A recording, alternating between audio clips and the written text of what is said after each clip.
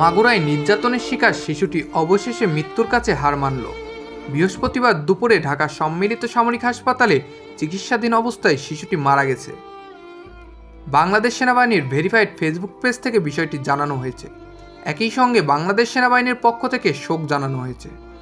পোস্টে জানানো হয়েছে, অত্যন্ত দুঃখভ্রাকান্ত হৃদয়ে জানানো যাচ্ছে যে মাগুরায় নির্যাতিত শিশুটি আজ 13ই মার্চ 2025 তারিখে দুপুর 1টায় সম্মিলিত সামরিক হাসপাতালে ঢাকায় শেষ নিঃশ্বাস ত্যাগ করেছে। সম্মিলিত সামরিক হাসপাতালে সর্বাধুনিক চিকিৎসা ব্যবস্থা প্রয়োগ এবং বিশেষজ্ঞ চিকিৎসকদের সর্বোচ্চ প্রচেষ্টা থাকা সত্ত্বেও তাকে বাঁচানো সম্ভব হয়নি। শিশুটির আজ সকালে 3বার কার্ডিয়াক অ্যারেস্ট হয়েছে। 2বার স্থিতিশীল করা গেলেও 3য়বার আর হৃদস্পন্দন ফিরে আসেনি। উল্লেখ্য, গত 8ই মার্চ শিশুটিকে সংকটাপন্ন অবস্থায় ঢাকা সিএমএইচে ভর্তি করা হয়।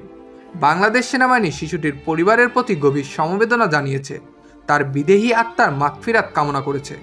শিশুটির মৃত্যুতে শোক প্রকাশ করেছেন প্রধান উপদেষ্টা প্রফেসর মোহাম্মদ ইউনূস। আসামিদের দ্রুত বিচারের আওতায় নিয়ে আসার নির্দেশ দিয়েছেন তিনি। গত 5ই মার্চ শিশুটি মাগুরায় বোনের বাড়িতে বেড়াতে গিয়ে নির্যাতনের শিকার হয়। ওই ঘটনায় ধর্ষণের অভিযোগে মামলা করেন শিশুটির মা। মামলা দায়েরের পর শিশুটির বোনের স্বামী, বোনের শ্বশুর, শাশুড়ি ও ভাসুরকে গ্রেপ্তারের পর রিমান্ডে নিয়েছে পুলিশ। মুসাব্বির আল নাফিস, আপডেট শিরোনাম।